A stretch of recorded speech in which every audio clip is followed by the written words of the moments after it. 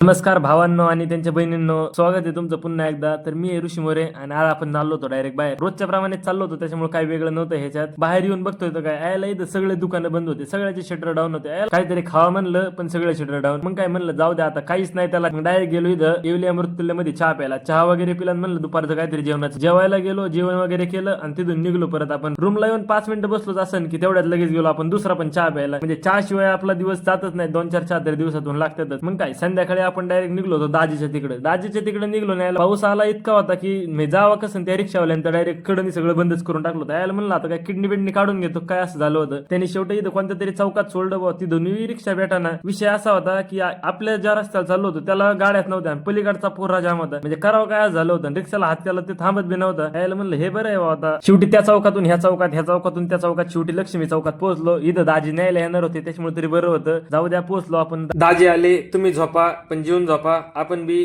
जेवतो आणि लगेच झोपतो. धन्यवाद, भेटू उद्याच्याला.